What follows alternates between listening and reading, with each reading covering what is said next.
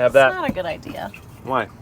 It's gonna fly into your crotch. No, it's just there's nice leather there. So that's gonna, it's got grip. It's gonna hold it in place. Really? Oh my, it's already fallen into my, hey, you wanna keep your job? I don't though. Hey crew, I've got the key to this Bentley Flying Spur Mulliner. And today we're gonna see what it's like to live with. Starting off with spacing in my driveway that's 16 feet wide and 19.5 feet long. That is typically large enough to accommodate most vehicles, but this 17.5 foot long Bentley is making it look short, with the nose parked right there at the edge of the driveway and the vehicle sitting, I think just a few inches in from the edge, parked next to a Honda Pilot that my wife is reviewing. If you want to go see her stuff, she's Mobile Mama on TikTok, Instagram, and YouTube. That's parked right at the edge of the driveway.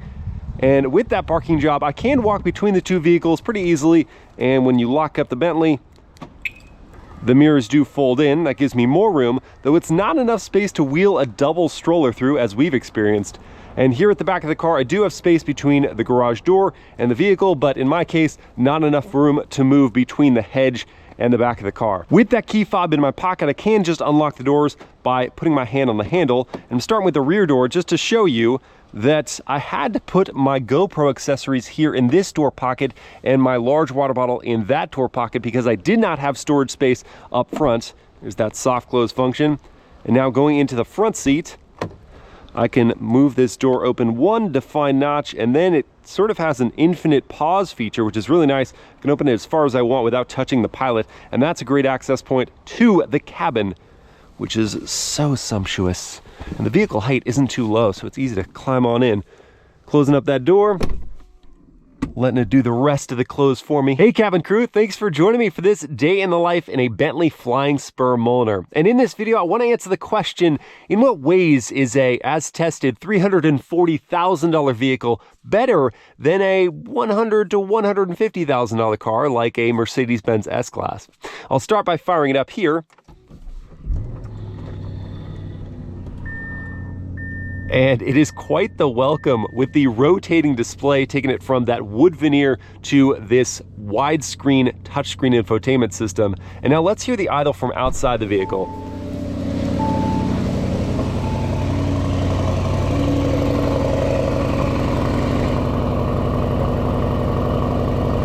A throaty startup before it settles down. That's that twin turbo V8 checking in.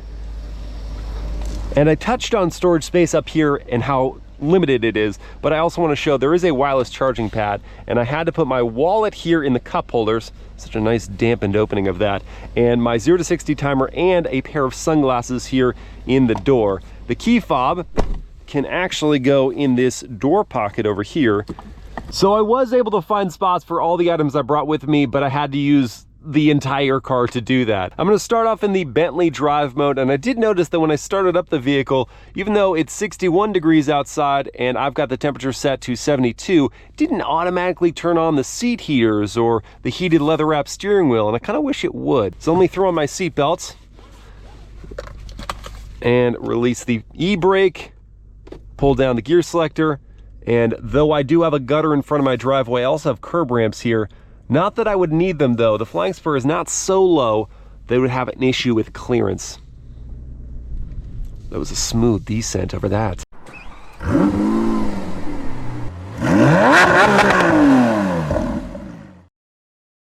Life in a $300,000 sedan starts off oh so comfortably and quietly. Wow, I'm shouting at you. I'm sorry. Didn't need to. Expected more noise to permeate this interior.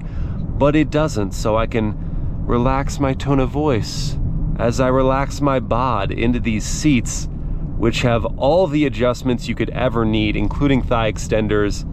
And now I can physically turn on my heated steering wheel and heated seats. And I can turn on the massage with a button press here off to my side and choose from these options. I think wave sounds good. Listening for the turn signal sound.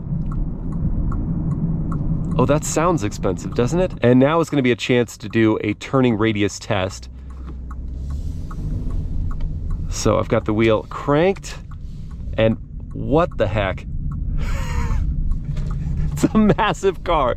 that turns around so tightly. But now, what if there's a situation in which I need to use my horn? Okay, if a turn signal can sound expensive, then a horn can sound condescending. And on the subject of refinement, how refined is this ride? Smooth on perfect asphalt. What about imperfect?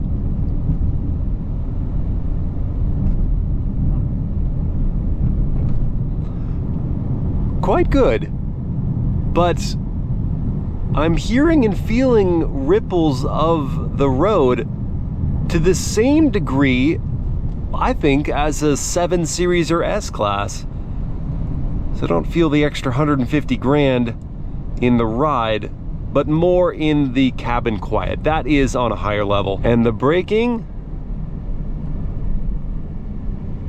oh, that's velvety. Just coast on down to a perfect stop. And then sitting here, I can just press hard on the brake pedal, and it has an auto hold function, so I can take my foot off the brake and get more relaxed. And when it's time to go, I could hear but not feel the start-stop system trigger on. And in the Bentley drive mode, the throttle response is definitely eager enough, but I prefer comfort because that is going to subdue that throttle, have my foot press further into it before it builds the pace, and when it does build, it is smooth. But even in comfort, this car is never slow. 542 horsepower. Gets you wherever you want to go quickly. And right now, where I want to go is to get some coffee.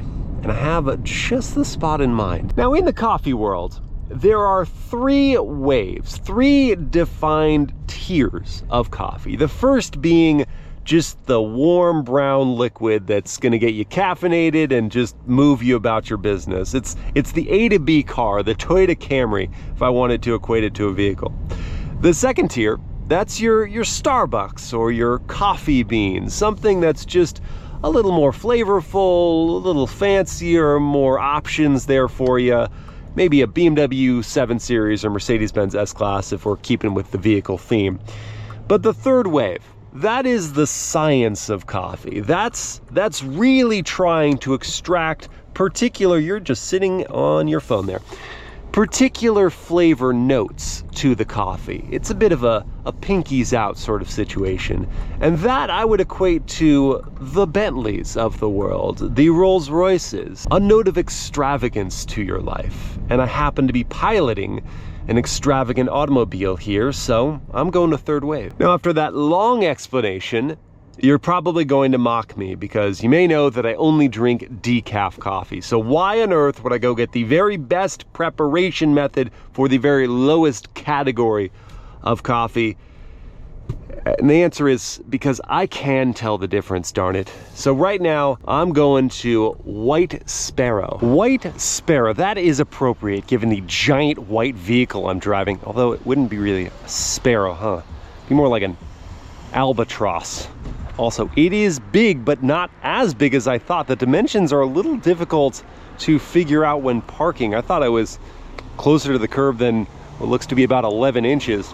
And while I am next to a curb, I should mention that because the vehicle isn't so low, I can't open the doors even on a high curb and not have the risk of scraping. I've got about 4 or 5 inches before that door is gonna hit. And you know, one of the reasons why it's tough to figure out the dimensions of this vehicle are because the pillars and the doors are so gosh darn thick. It requires some mental recalibration and training, and the visibility isn't great because of that. That A pillar's thick, the B pillar's thick, the C pillar is thick, creates some blind spots. Do have blind spot monitoring, but not the naked eye visibility I would prefer. Then again, all that thickness is a good part of the reason why it is so quiet in here. And every thick pillar is coated in leather. Even the headliner is covered in leather, and there are these beautiful metals and knurled finishes and textures.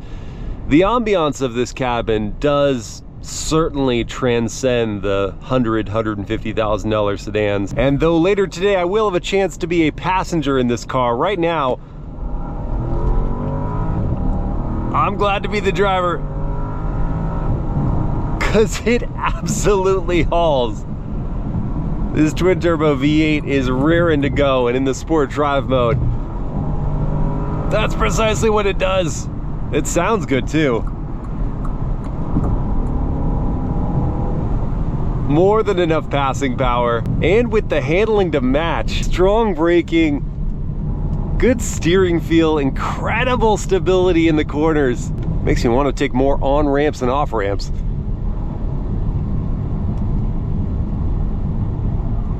I mean, good luck trying to find this out of your average S-Class. Maybe S63, but now the price gap is really shrinking. And because I expect a Bentley owner to care about bragging rights, I've busted out my race box to see how quick this thing gets to 60 with launch control in sport mode. Builds up, let go.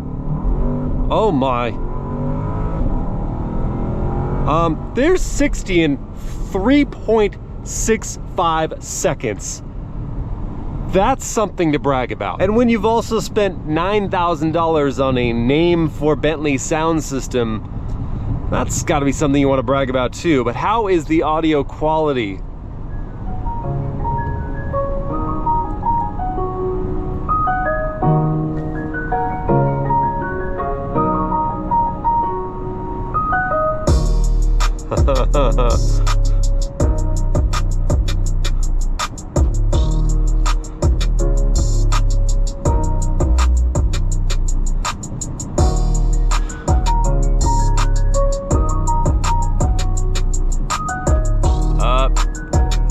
Yeah, that's one of the best sound systems I've ever heard in a car. So clear, incredible punch at like half volume, and the bass hit really heavy. Didn't hear anything going on outside the vehicle too. That might be worth the money. Yeah, but now I'm in a bit of traffic. I do have adaptive cruise control. That's nice. And I've got a lane keep assist. It's not really a lane centering assist, so if I just jog out of my lane, it'll bring me back, but it won't bring me right to the center and keep me there. The adaptive cruise is nice. That's gonna cut down on driving fatigue in commute style situations, not having to brake and throttle and brake and throttle. It'll just do all that for me. Looks like I've made it to Fashion Island here in Newport Beach for lunch. I'll be stopping at Lemonade, the restaurant, not the beverage. Now to park this bad boy, though it's probably unnecessary, I'm going to choose a spot far away from anyone else. Don't want to scratch on this $340,000 car. And as I go into reverse, I'm greeted by a high resolution camera system, lots of different angles to choose from. Got a bird's eye view there, front view, rear, side view, panorama front, and panorama rear. That was my nickname in high school. How is old panorama rear doing? Be serious, this view is actually more helpful when it's trying to see around cars parked next to me. The regular rear view is better because I've got trajectory lines here and I can easily fit between the lines of the space, and with the parking sensors make sure I don't go oopsie. Off to lunch. Bye-bye screen. Good to see you. Now I'm certain a real Flying Spur owner would be interested in all the high-end shops around here, but I think that fountain's cool. Anyway, back to lunch, where I've got an ahi tuna and avocado bowl waiting for me. That was oh so very tasty. Now, while I digest my meal, let's take a sec to digest the exterior design of this Flying Spur. What does it say about you as an owner? Does it say you have an extra $150,000 plus to spend on a car over an S-Class or 7 Series? Yes? I don't know, it says I've got money. I don't know how else to put it. I don't love this color combo though, the white on the black. Doesn't do it for me, and that is a $14,000 paint job. I do love details like this though. The crystal cut housings for the LED headlights. And it does have this panache, it's got this presence, and the Bentley badge does give you a heightened sense of owner pride, I suppose, over those lesser German luxury sedans. Is it worth it to you? I mean, when you've got money like this to spend on a car, it's not so much logic, it's just want. Do you want it? Moreover, do you want it to drive it and play around with toys like this? Or do you want it to be driven in it? It's time to convince Mobile Mama to don the chauffeur chapeau. Give me a ride around and let me find out. Thanks for being available on such short notice, babe. Why am I doing this again? You had so much fun last time, that's why. I'm just glad you're not doing the accent. You're not getting my door? What door? You're a capable, strong, independent But it's man. part of being the chauffeur. You're a capable, strong, independent man. Pretty heavy door, actually. I don't know. It's kind of tough. Is there no button to close it? Oh, I guess you'll have to do some work. So yeah, we have that event in LA, the BMW reveal. So I need you to make this as comfortable as possible. You having trouble? There it is. No. First day in the job. Second day in the job.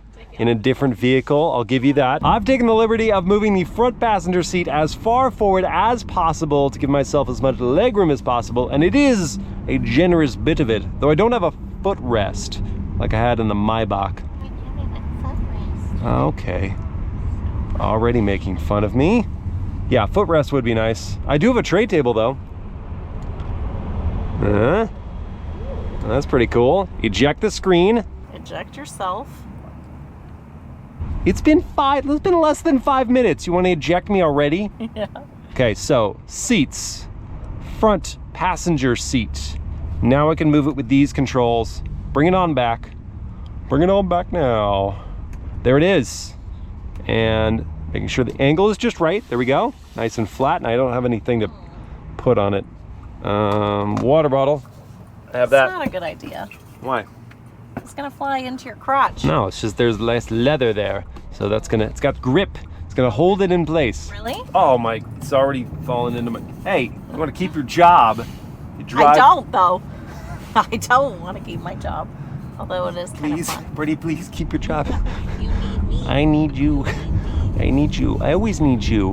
Aww. Aww. Aww. Aww. Aww. If I had a small meal, you could sit right there, or if I had something to watch, because I can't watch anything. You spill everything that I would not trust a dang thing on that with you. And you'd be like, oh, how did this happen?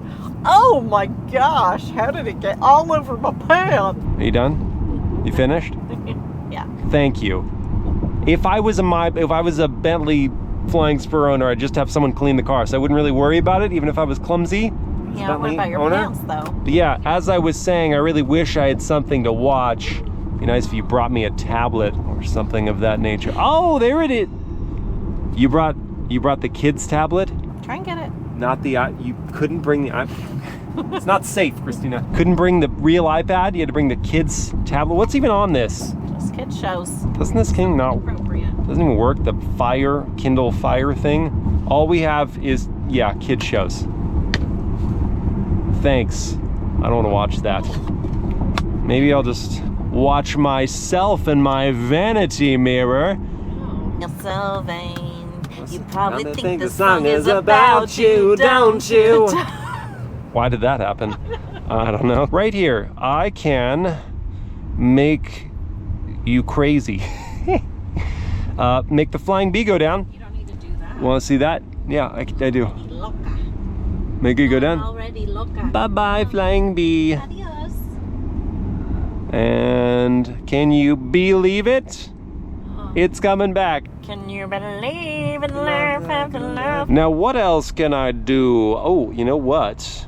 Let's get some tunes bumping. Oh, it's a little loud.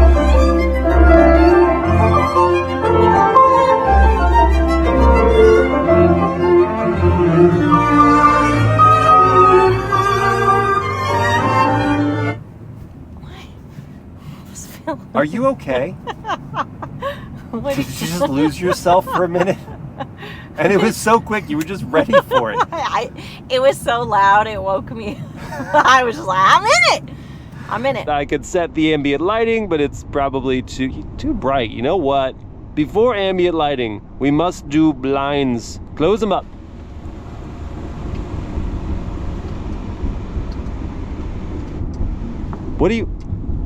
Are you messing with? What? Okay, I get it. You can control it too. Are we gonna have dueling controls? Close them up. Don't stop. I can monitor you what your current speed is. No. Yes. You're kidding. No, seriously, I can see it. Oh, that is Slow the down. worst. Slow down, chauffeur. You're already a backseat driver, and Yep. now I have that to work with. You're actually a terrible chauffeur. Love you. horrible chauffeur. And that's kind of the whole, that's the deal back here. This is as much recline as I have. Oh, that pillow though. This pillow is phenomenal. It's not bad to be chauffeured in. It lacks some tech, like the Maybach had more tech and more like feature things. I think I'm gonna take a snooze. It's only like another hour and a half drive, baby. You should be good. All right, get out. What? No, you get my door. What? Yes, it's part of the chauffeur. What am I paying you all this extra money for? I'll pay her a dime. I mean, I guess I'm paying gray hairs. Extra money? You're not paying me anything for this. Oh, yeah, that's wild. Ooh, check it out. You don't. Look at that Bentley Flying Bee. This feels wrong. Thank you. Here it is, the new class, and this is production intent. It's BMW's new electric vehicle architecture. It's gonna lead to a bunch of new vehicles. I am so excited about this area specifically and how modest it is. And the rest of the vehicle looks pretty clean and cool. It was AI processed, like there was a part of AI that came into the design, and they still have some BMW signature traits like the Hofmeister kink. Here it is at the back. Here's the interior. Seeing some iX inspiration here, but to a new level. So airy with that big panel roof. And look up at the front of the cabin. Now I'm up front, the steering wheel is suede wrap. Oh, that feels so nice. These controls on the wheel are reconfigurable. Everything in here is customizable. It's really cool, clean cabin that's all about you. Now I'm all about that Bentley. Let's get back to that. It's a new day in the Flying Spur, and I've got errands to run. First stop, Trader Joe's. Ooh, nice RS6. All right, got a couple of big bags here full and some flowers for my lovely bride. Now with my hands full, I can just kick under the trunk and that will open it on up. It is a nice wide opening here. Plopping these in. Now it's not that tall though, so I just have to remove the flowers so they don't get damaged. Slide these over and bring them into the cabin with me. Alas, I could not get all my groceries at Trader Joe's, and I do have more room in the trunk, so next stop is gonna be to Sprouts. 2 more bags to go in the back of the Bentley. And I don't think it's gonna be any surprise that they easily fit. Now, does this make the Flying Spur any better of a grocery getter than a $100,000 alternative luxury sedan?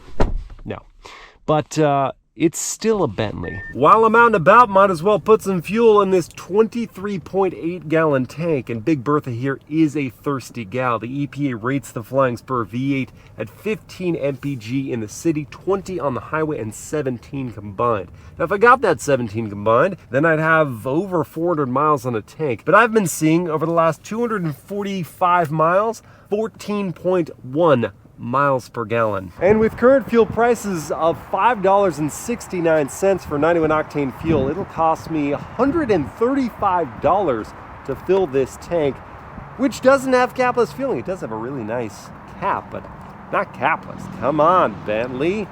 Making me work so hard here. At the beginning of this video, I pondered whether a car costing twice as much as an S-Class was twice as good to live with. And now after a good amount of time driving and being driven in the Flying Spur, I think the answer is conditional. If you want a deeper degree of reverence from those around you, the Flying Spur delivers.